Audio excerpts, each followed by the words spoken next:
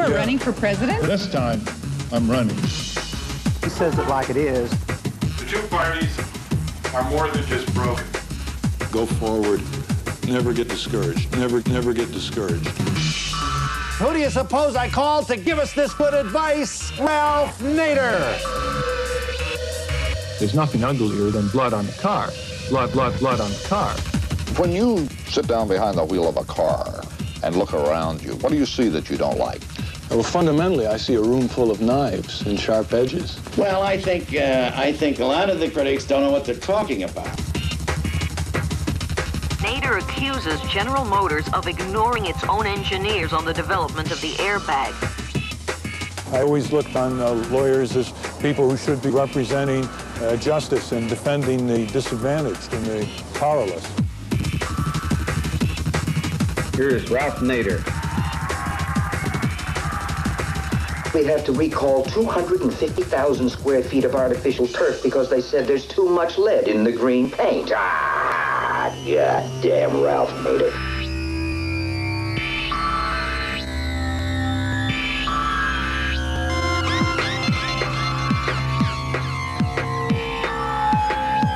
It is increasingly becoming a government of the Exxons by the General Motors for the DuPonts.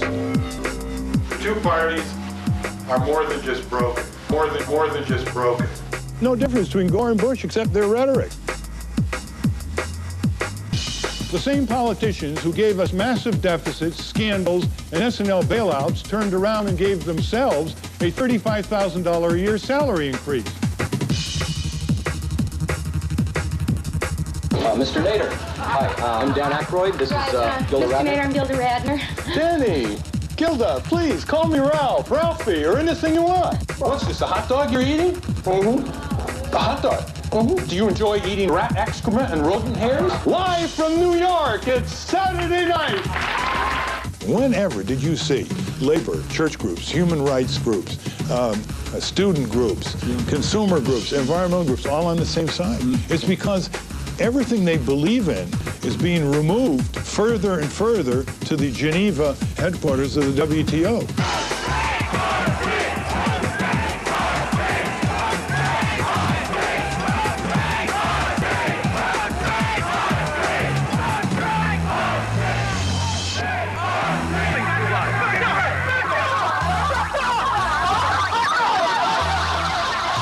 The impact of the IMF and the World Bank is to impose debt, deprivation, and disaster on third world people.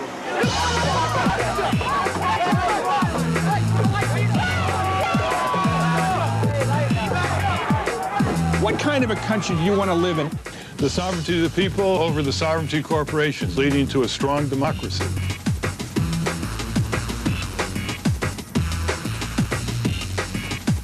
Well, history shows that if you're not turned on to politics, politics is going to turn on you.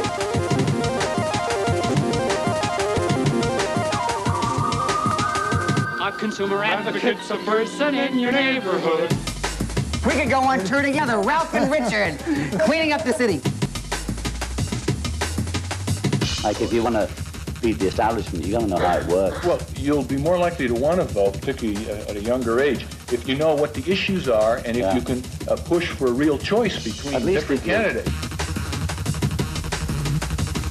Democracy means, in a word, self-government.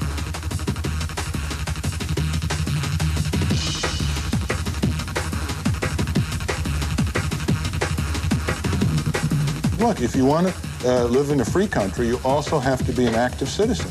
You've got to try to improve the country.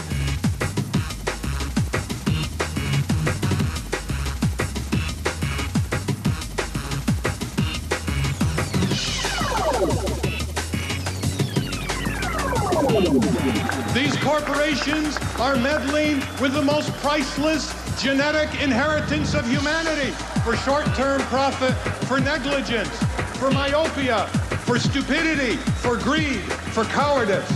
It must be stopped.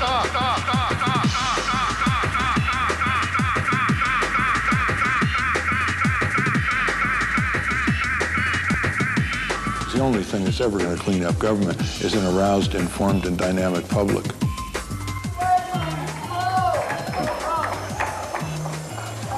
Thank you very much. None of this would have been possible without people in this room and all over the country.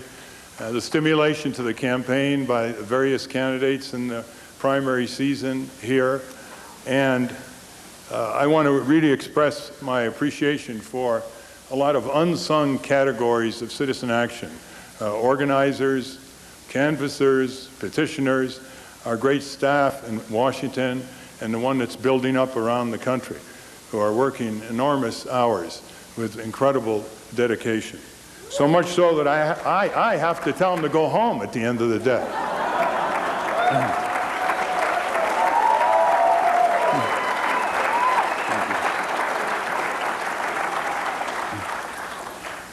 On behalf of all Americans who seek a new direction, who yearn for a new birth of freedom to build the just society, who see justice as the great work of human beings on earth, who understand that community and human fulfillment are mutually self-enforcing, who respect the urgent necessity to wage peace, to protect the environment, to end poverty, and to preserve values of the spirit for future generations, who wish to build a deep democracy by working hard for a regenerative, progressive politics.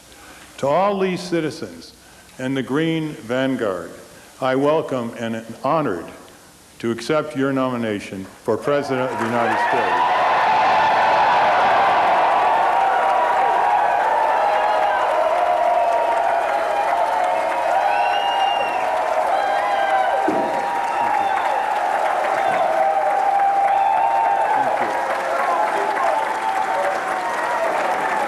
Thank you.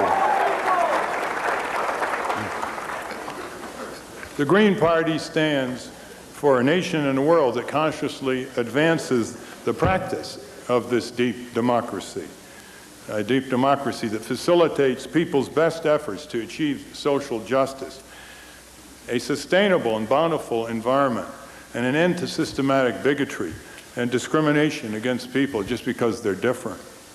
Green goals place community and self-reliance over dependency on ever larger and more absentee giant corporations with their technology and capital and influence over so many governments and government policies. Green goals aim at preserving the commonwealth of assets that the people of the United States already own, so that people, not big business, control what they own and use these vast resources on the public lands and the public airways and trillions of worker pension dollars to achieve healthier environments, healthier communities, healthier people, and to establish a trusteeship for these resources on behalf of future generations.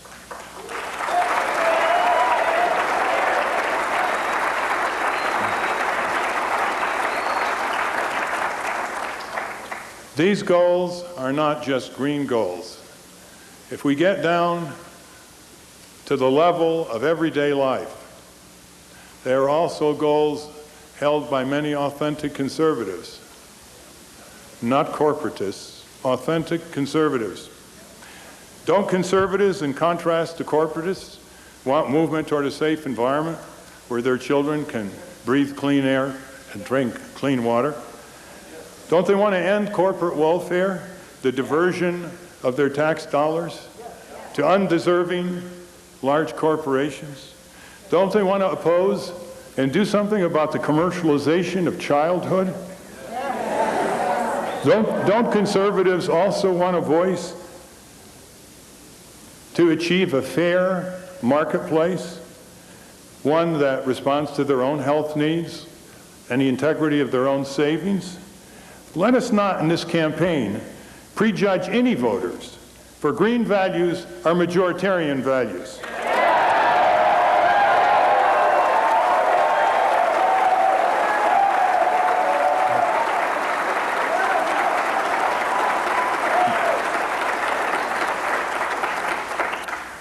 They're more than that.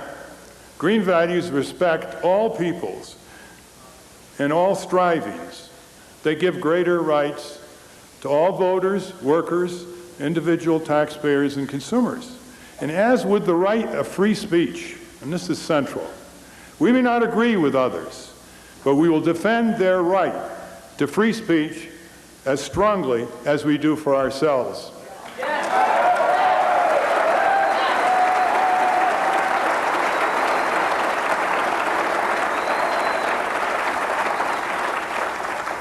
And that ultimate green value is the value of universality, respecting all people's rights to participate in power, to shape their own communities, countries, world.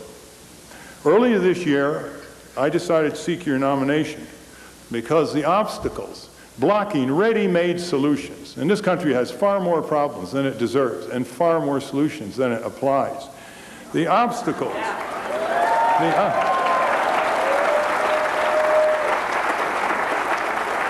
the obstacles to our society's injustices just have to be overcome. Feelings of powerlessness and the withdrawal of massive numbers of Americans from both civic and political arenas are deeply troubling to all of us. This situation has to be addressed by a fresh political movement, one that arises from the citizens' labors, resources, and dreams in that order. Dreams about what America could become at long last. The worsening concentration of global corporate power and its enormous manifestations in concentrating political power to serve them has turned that government there, our government here, very frequently against their own peoples, denying these peoples their sovereignty to shape their own future. Again and again, the will of the people has been thwarted, and the will and the voice of the people to protect their interests and to protest has been muted. In the past, citizens who had participated in this country's social justice movements faced steep concentration of power and overcame them. It's always good to dwell a little bit on the past because it gives us motivation. The sources of civic motivation come very often from the heroics of our forebears. Common themes occur from the revolution of 1776 against King George III's empire to the anti-slavery drives and the women's suffrage movements of the 19th century, to the farmers' revolt against the big banks and the big insurance companies and big railroads that began in the late 19th century, to the trade union, civil rights, environmental, and consumer protection initiatives of the 20th century, culminating in the demands for equity by Americans who are discriminated against due to their race, gender, creed, tribal status, class, disability, or sexual preference. What do all these have in common? All these movements took on excessive power, pressed for relinquishment or sharing of this power, despite vigorous opposition by elements of the dominant business community. Many years were lost to the resolution of these injustices before justice began to prevail and corporate power receded. However, when citizens won and Tory merchants in the Revolutionary War lost, when citizens won and cotton slaveholders lost, and corporations were compelled to share that power with the people they oppressed or excluded, America was a better place as a result. America became more beautiful. Moreover, the companies behaved better, and in the irony of our political economy, actually prospered more. And this is really the theme that we need to emphasize as we go out around the country in this next few months, that the shift of power is extremely critical to a democratic society. And Louis Brandeis said it best. In 1941, Justice of the Supreme Court, he said, quote, "We can have a democratic society, or we can have the concentration of great wealth in the hands of the few. We cannot have both, unquote.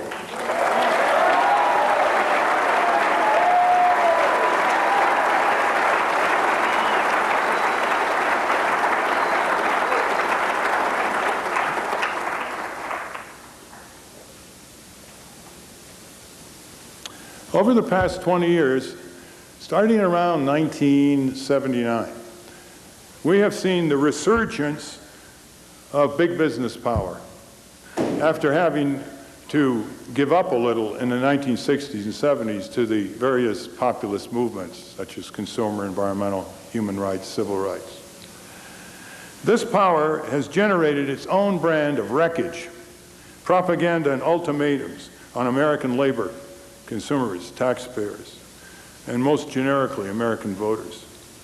Big business has been colliding with American democracy, and American democracy has been losing on all too many fronts. The results of this democracy gap are everywhere to be observed by those who suffer these results and by those who employ people's yardsticks to measure the quality of the economy. Not corporate yardsticks, people yardsticks. It's quite interesting. Looking back on the last 20 years, corporations have been very demanding of our government, and they've got almost all their demands. They demanded lesser law enforcement, which they called deregulation, and they got it. They demanded more tax shelters, and they got it. They demanded forgiveness of the debts that they owed Uncle Sam, and they got it. They demanded that Uncle Sam subsidize and bail them out and transfer all kinds of medical knowledge and natural resources free to these companies, and they got it. They demanded an expansion of the receptivity by political officials to political action committee money and cash campaigns, and they got it. We've gone from 400 political action committees in 1974 to 9,000 today. They demanded that the governments in office not be pro-labor. If anything, turn their back on labor. They got it. Being pro-labor is almost a taboo phrase in Washington, D.C. Now, what did we get in return for that? They got almost everything they wanted. And here's what we got in return. An even greater furtherance of their greed and their desire to impose more controls and more corporate regulation over the people of this country. Yes, corporate regulation. Over the next 4.5 months, this campaign must challenge the campaigns. This campaign must challenge the campaigns of the Bush and Gore duopoly in every locality, running with the people, not as Bush and Gore do,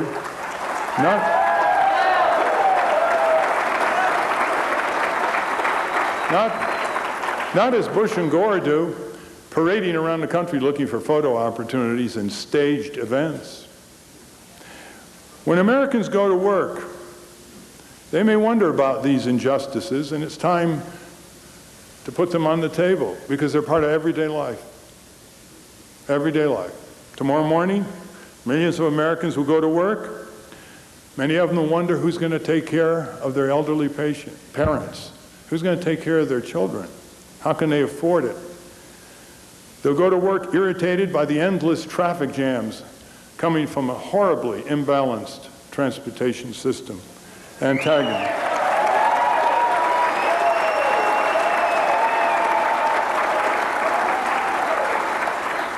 They'll arrive at work knowing for the most part that they can be fired at the end of the day, that their rights are stifled in the workplace, their personal privacies can be invaded. They go back into the market to shop for the evening's meal, and they see how in many ways they can be ripped off. They can be ripped off by unscrupulous sellers and large companies and pharmaceutical firms. They try to address their own grievance, and they call the telephone number of the bank or HMO or their government agency and City Hall, and they get put on hold, don't they? And they are told, press 1, press 2, press 3.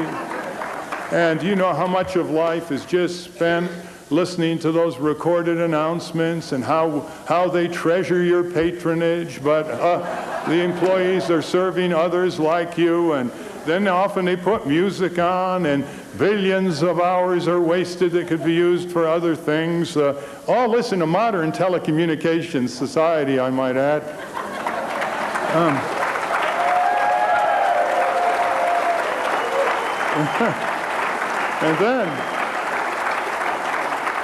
And then you don't get an answer to your question very often. You get people who specialize in telling you no in all kinds of polite, sweet ways. There are times at night when I'm working late and I want to listen to classical music, I dial United Airlines.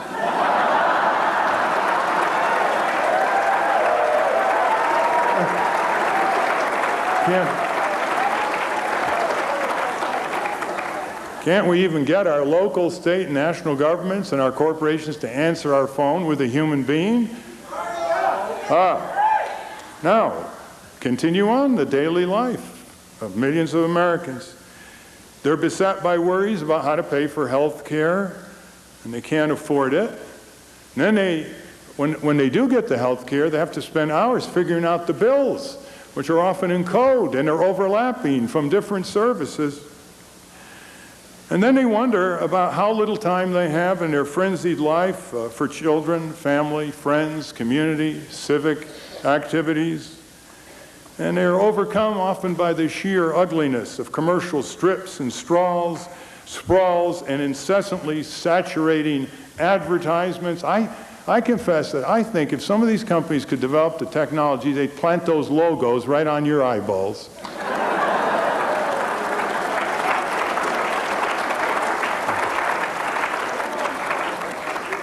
People daily are repelled by the voyeurism of the mass media. That doesn't even need explanation. And the commercialization of childhood. They're upset at the rejection of the wisdom of our elders and our forebears, as if it's old-fashioned, it's not up to date, it's not modern. They're anxious over the ways their tax dollars are being misused.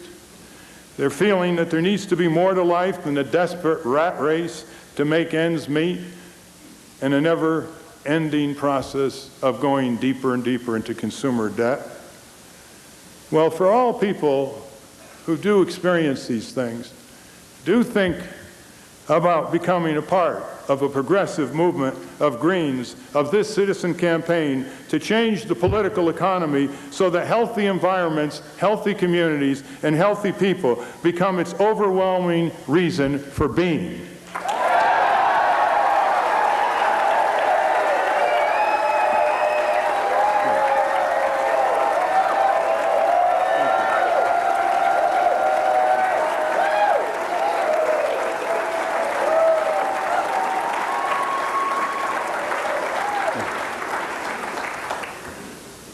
Now look at Europe and what it has accomplished since 1946. Some of the Western European governments have provided all their citizens with health care coverage, comprehensive daycare, other services for children that we can only dream about, labor laws which facilitate the organization of trade unions, a statutory social wage for all workers, whether they're unionized or not, which provide 1 month paid vacation, retention of pay while caring for sick family members, adequate pensions, other services.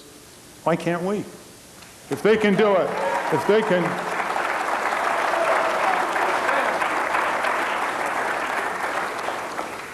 If Scandinavia and France and Germany and the Benelux countries and others, if they can do it in the 1950s and 1960s, why can't the richest country in the world do it in the year 2000?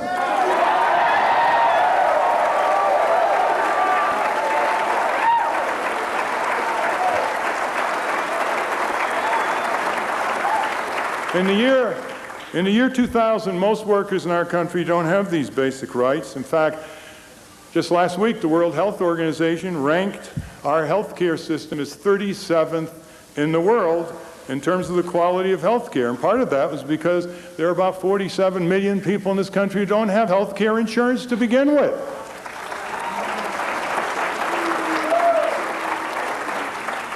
This is not only embarrassing, it's unacceptable. Western European countries now are full of their own corporations who are being tutored by our corporations on how to rip apart the safety net. And I ask the many Greens in this audience from the European countries who have graced us with our presence to fight that inundation of coarseness with every ounce of strength that they have.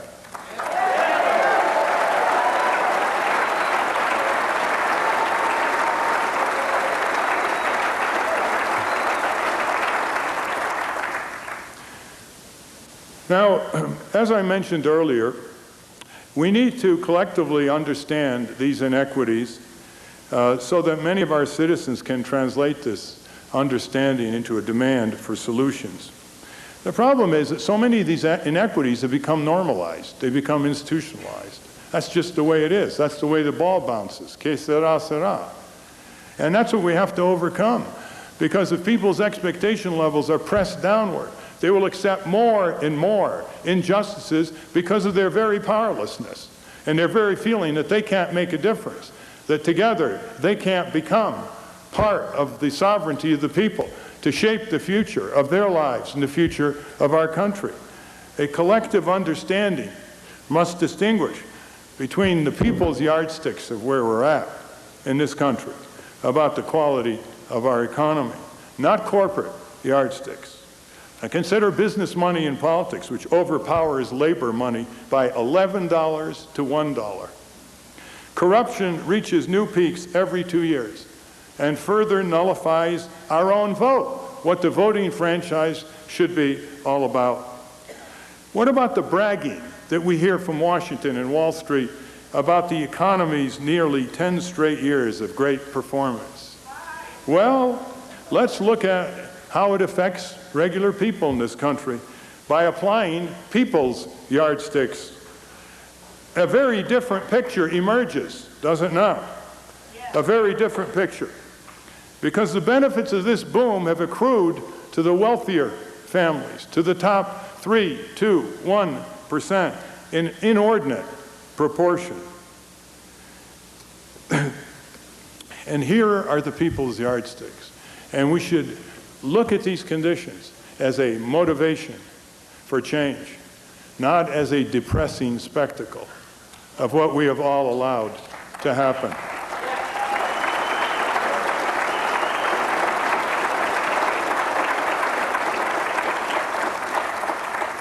All right, people always say, you know, all these depressing facts, they discourage us.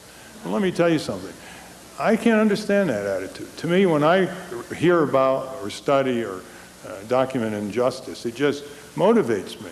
But that's maybe because I'm not into mood changes, and I hope you aren't either.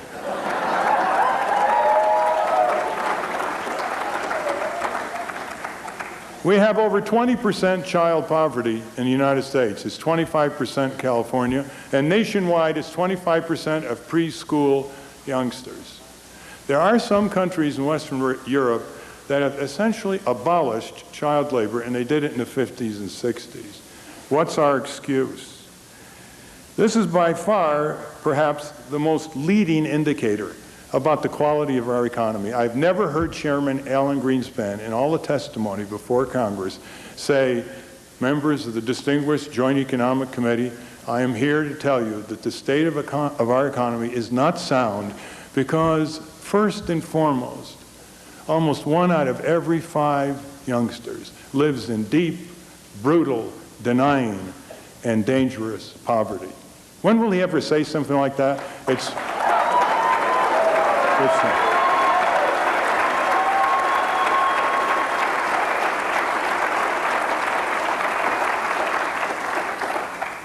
There are 130 million workers who work for pay in this country. There are a lot of other workers who don't work for pay. At home, for example. 130, about 90 million of them are full-time and 40 million part-time. And we're told we have a low unemployment rate. It's about 4%. Well, do you know that the Department of Labor measures unemployment this way? If you're working 21 hours a week and you want to work full-time but can't find a full-time job, you're considered employed. And really, how employed are you at $5.25 an hour, or $6, or $7, or $8, or $9 an hour? There are 10 million workers in this country, 3/4 of them adults, who are making minimum wage. And 47 million out of the 130 workers in this million workers in this country are making less than $10 an hour.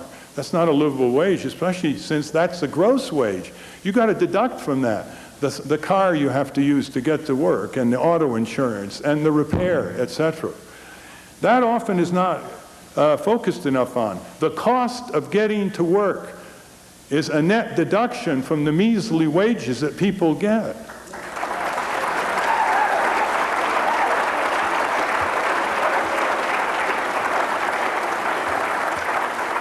And how about this?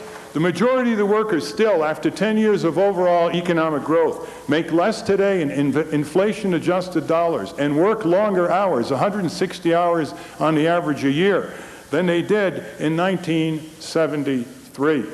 Now you see the other candidates, especially Al Gore, he's always saying, what a great rosy economy this is. Whose yardsticks is he using? He's using the yardsticks of his corporate paymasters. That's whose yardstick he's using.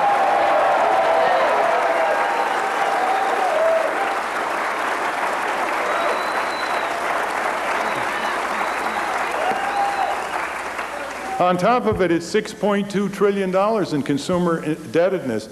Yeah, there are more jobs than ever before. You hear Al Gore say there are 22 million more jobs created since 1993. Reminds me of the old cartoon, you know, where a reporter had a microphone in the face of a couple workers, and he asked one worker, you know, the economy, it grew by 6 million jobs this year. And the worker replied, yeah, I know, I've got 3 of them.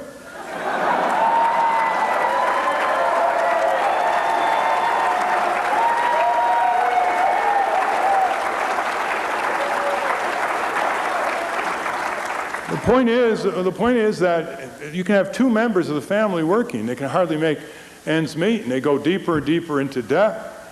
And that's something we should pay attention to.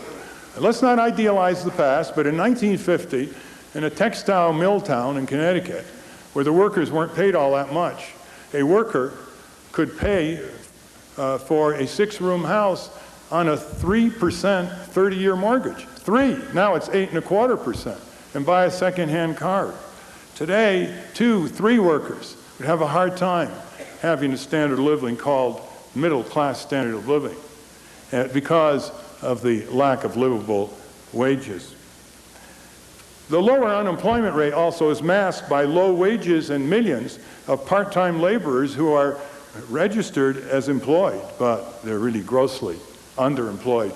So we should never allow ourselves to be controlled by the tyranny of those yardsticks. It's a controlling process. Watch out for those official statistics, because they often serve the interests of concentrated power, which we can call the oligarchy or the plutocracy.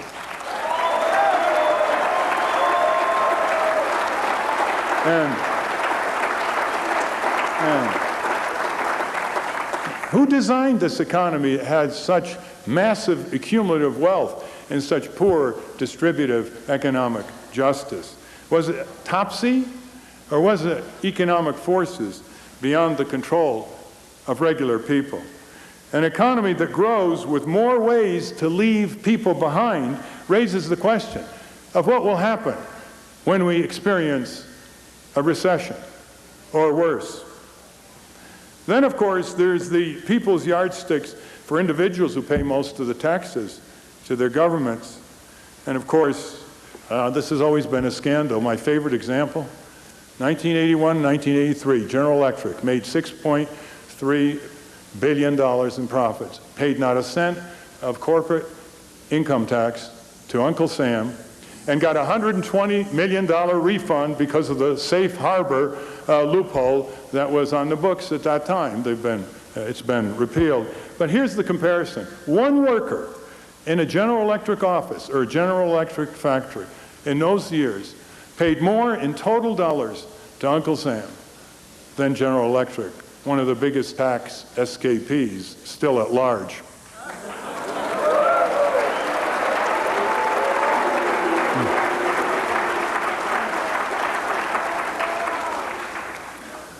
The concentration of wealth and its political power has reached stunning intensities, and it can be measured in certain everyday ways. In the top 500 largest companies in this country, in 1940, the CEOs of those companies, and not known for their self-restraint in terms of their pay, paid themselves 12 times the average entry wage of their workers. 12 times. In 1980, it rose to 40 times. And today, it's 416 times the entry-level work. Today, the financial wealth of the top 1% of households exceeds the combined wealth of the bottom 95% of American households.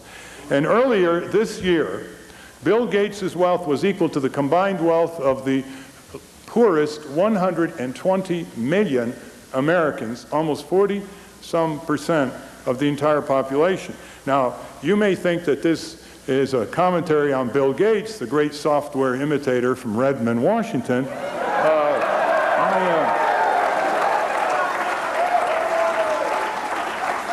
And recently judged illegal monopolists.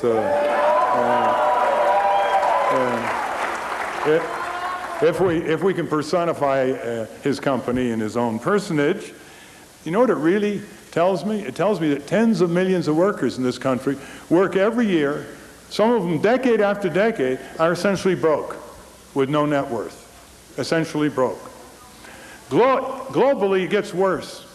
The combined annual income of the world's 200 richest people is equivalent to the combined annual income of the world's poorest 3.5 billion people on this planet.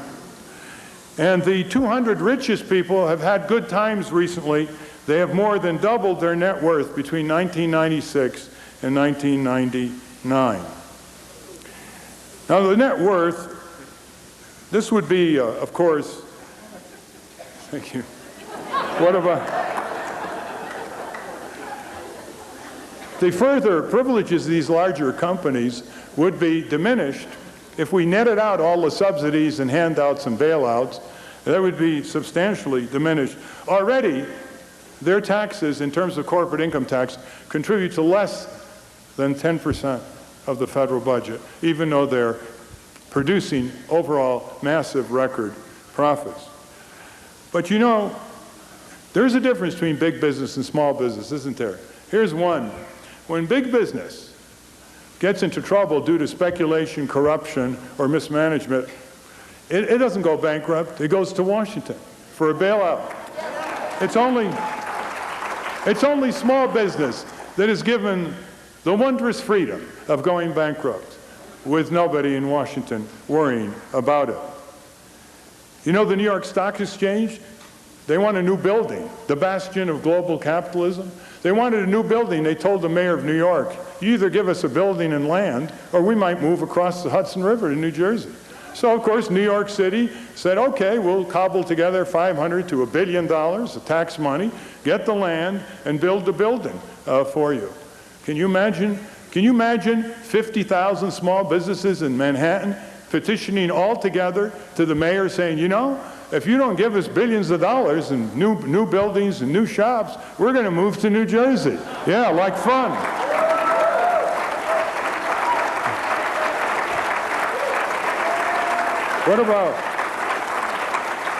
What about the measures of environmental devastation?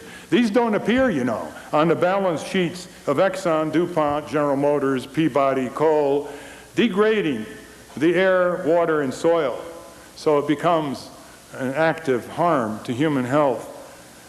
Degrading these biospheres don't register on the annual reports of these companies, of course not. Global warming, ozone depletion, oceanic deterioration, forest clear cutting do not have company logos on them. GM still has not been held responsible for the PCB poisoning of the Hudson River and got away with a trivial charge for what it did to my home area's Housatonic River. A low-level flight across the USA, you take a flight across the USA, low level, you would reveal the enormous wounds and scars, the toxic hotspots, the runoffs and the dumps exacted by the timber, mining, paper, chemical, and metal industries, taking out the livability of entire communities and their legion of worker victims. More coal miners have lost their lives from black lung disease and mine collapses in the past 110 years than all the American lives lost in World War II. And that's just one industry to indicate the ultimate sacrifices that blue-collar workers have made in factories, mines, and foundries.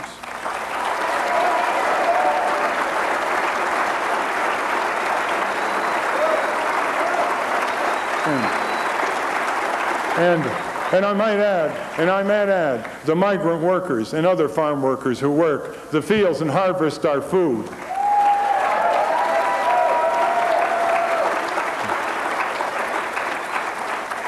This is interesting how certain tragedies don't come to the attention because they're everyday, they're quiet, they're silent. The 65,000 Americans who die every year from preventable air pollution, the 100,000 Americans who die every year from exposure to toxics and trauma in their workplace, the 80,000 Americans who die from incompetence and negligence in hospitals.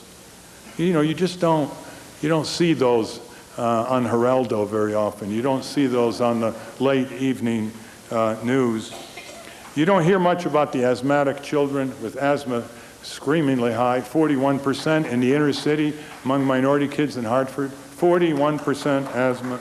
You don't hear much about the deadly effects of lead poisoning, with the lead companies knowing through their own scientists since the beginning of the 20th century that it's not safe to put lead in gasoline, it's not safe to put lead in paint, and the resulting damage to millions of little children's brains and bodies as well as adults until we're getting this lead out of the environment. These are the silent epidemics that are often ignored by even people who should know better, people who teach our students in our college courses and high school courses. The mortality and morbidity toll is far in excess of the appalling street-level homicides, which amounted to about 20,000 homicides last year. The corporate youth addictors, the drug dealers par supreme, the tobacco and alcohol industries, the deliberate over-medicators, they bear some responsibilities also for yet more fatalities and sicknesses that should be avoided. Let me say that the plight of labor in this country has got to become a front burner issue in this campaign.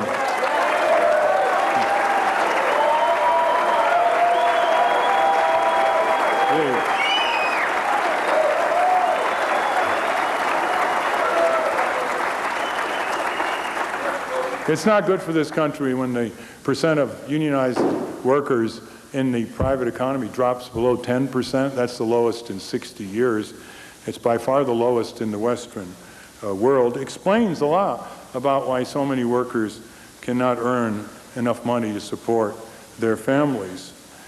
What we must achieve, of course, is a stronger democracy to turn all these deplorable conditions around, because we know from our own inner strength and knowledge as a nation, and from the experiences of our courageous forebears who surmounted these injustices, we know that we can make them proud, make their memory proud, and we must.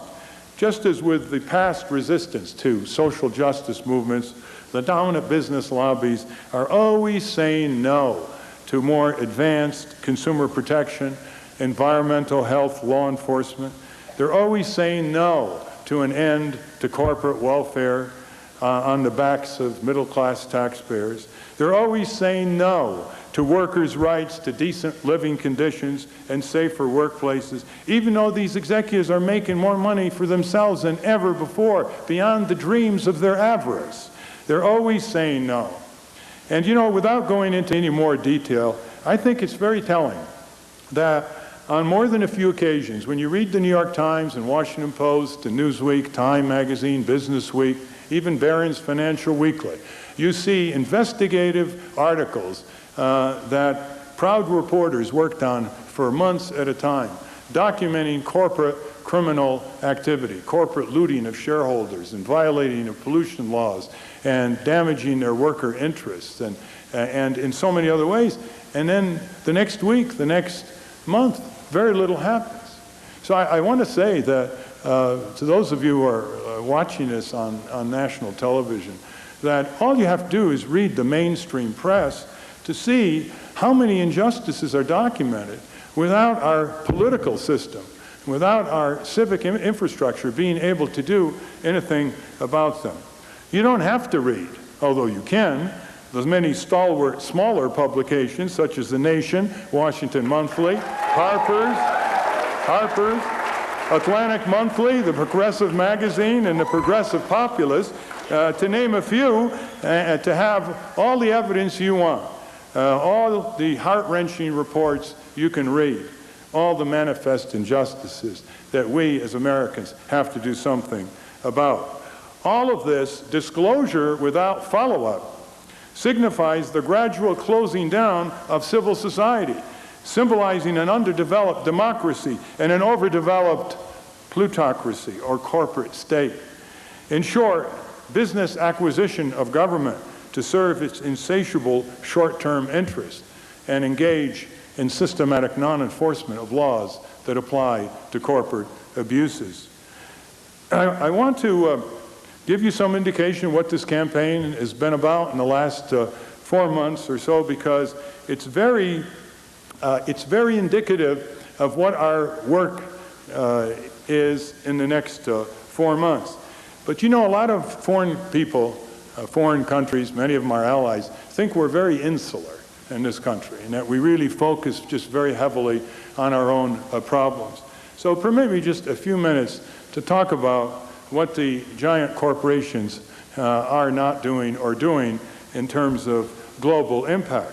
Of course, we remember Seattle, we remember the coalition there, we remember the criticism of the World Trade Organization.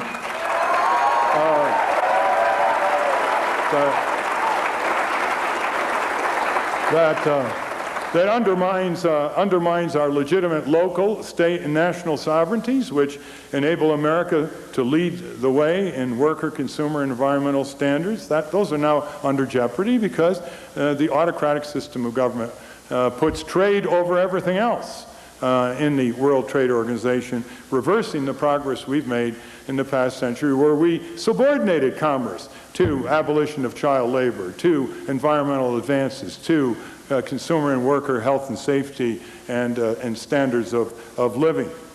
But now, let's face it, global corporations are on top of the world.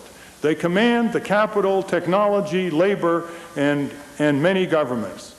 How have they used this unprecedented supremacy to alleviate the world's problems? And you can just make your own list of, say, the top 10 worst injustices or problems in the world. And ask yourself, have these global corporations alleviated these problems? Have they been indifferent to these problems? Have they actively obstructed the resolution of these injustices? Or have they actually contributed to alleviating these injustices? Take those 4. Just a few examples. The big drug companies avoid research into global infectious diseases. There's no money in it. And it doesn't matter, there are millions of people around the world dying from malaria, tuberculosis, hemorrhagic diseases, all kinds of drugs that could be developed and vaccines until we get to the source of these epidemics in a more fundamental way. They can't be interested. Even when we tell them that drug-resistant tuberculosis is heading toward our shores, and there is now drug-resistant malaria in Thailand and other areas. Well, despite adverse publicity over their duplicitous behavior, the tobacco companies are at it again, trying to hook every possible youngster in the third world with importance of massive cancer and other tobacco-related diseases on the way. The weapons manufacturers, they're busy expanding their lethal export trade using your tax dollars in the form of subsidies. The food processing giants and the fast food chains, they're moving overseas too, displacing indigenous foods with fat and sugar pumps a la McDonald's. At the same time, that the biotechnology companies are driving to change the nature of nature without answering the hard scientific questions and the questions of need that they must answer as their governing discipline. The banking giants,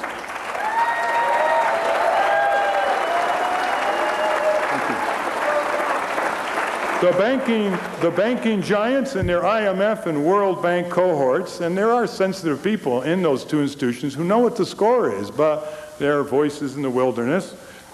These giants are continuing their structural adjustment policies in the third world countries that cut public budgets that often go for health care, that end critical consumer subsidies for food and medicine, and replace food acreage with cash crops in order to earn export dollars in hard currency in order to pay the debt of foreign Western financiers, while at the same time imposing environmentally damaging mega projects that enrich the local oligarchy. The timber companies working directly or through local firms are rapidly destroying the rich biological diversity of equatorial forests. The large energy companies want these countries to buy more nuclear and coal-burning plants, not solar energy technology. They want to develop in those countries the same fossil fuel alliances and nuclear alliances with local government forces that have occurred in this country to undermine renewable energy initiatives and energy efficiency initiatives. By cutting such deals and supporting dictatorial regimes and domestic oligarchies, democratic developments that would help the people, for example, by way of land reform, agrarian credit, microcredit, cooperatives, trade union rights, and political reforms in these unfortunate countries in the third world are stymied and destroyed, and we cannot ever turn our back on the peoples of the world under that kind of oppression, especially when so many of our corporate institutions are involved in facilitating or advancing that exploitation.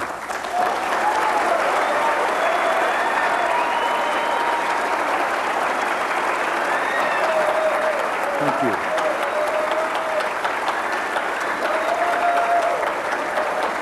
Thank you.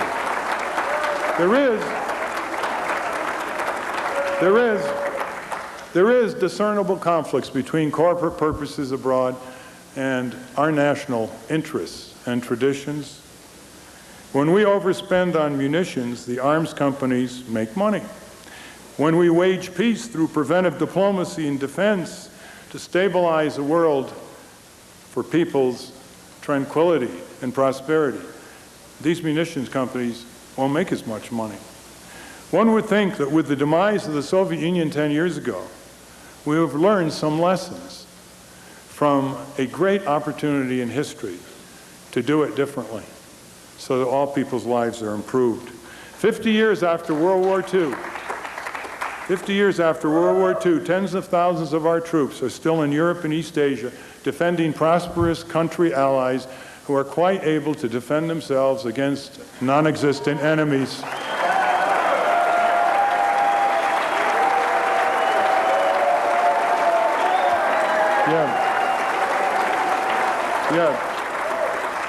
Yet useless, massive weapon systems remain in the pipeline, on the drawing boards, to the chagrin of some low-level Pentagon analysts who don't see any use for them but can't speak out. And the billions and billions of dollars that are being spent further mortgage our fiscal future and drain money and talent from long overdue civilian projects here at home. At home, yes, our criminal justice system, increasingly being driven by the corporate prison industry that wants more and more customers. Grossly discriminates against minorities and is greatly distorted by the extremely expensive and failed war on drugs.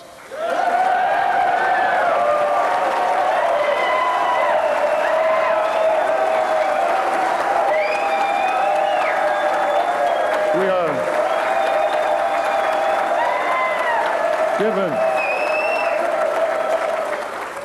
given the tens of billions of dollars of taxpayer money that have been spent on the failed war on drugs year after year, we're entitled to ask the perpetrators, what is your standard of failure?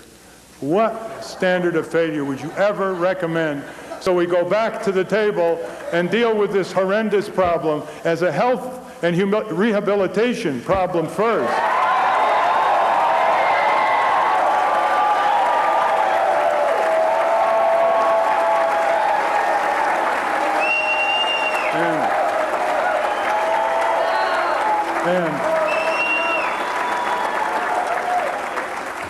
And as a community policing problem, to establish the safety of communities so people can sit on their front porches without being ricocheted by gang wars. And thirdly, and most important, is when are we going to recognize, in so many ways, that youngsters who have no purpose, who are abandoned by too many adults, who have given no useful pursuits, are going to often damage their own health in this way. And we know what the sources are because most youngsters don't damage their health in this way. So why don't we look at our youngsters as worthy of more and more of our time.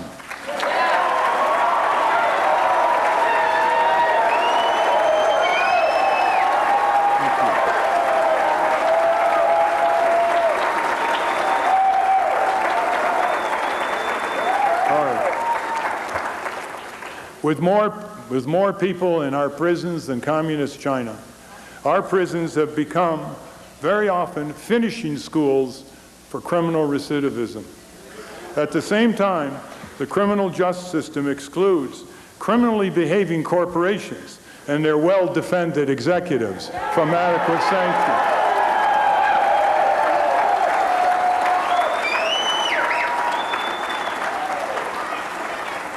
You know, a more insidious influence of the way corporations make us feel powerless came home to me many years ago when I took on the auto industry. And the auto industry did this very cleverly. It didn't give us any frame of alternative vehicle reference. It just said, here they are, gas guzzlers, fins, hood ornaments, all kinds of interior decor, 400 horsepower. As one ad says, when you buy one of these cars, you'll have your own personal nuclear deterrent. Those are the exact words.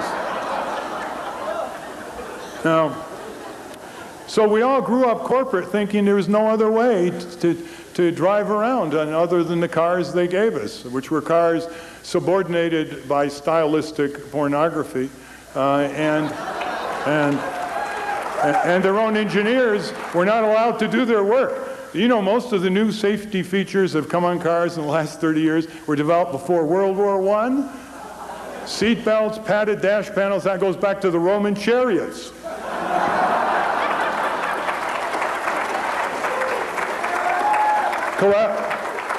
Collapsible steering columns, you know, that was patented in 1912 or so. Stronger door latches, no big deal. The airbag was developed in the early 1950s. That's the degree to which the talent in this country, scientific engineering, is suppressed by these pinhead corporate executives up there at the top.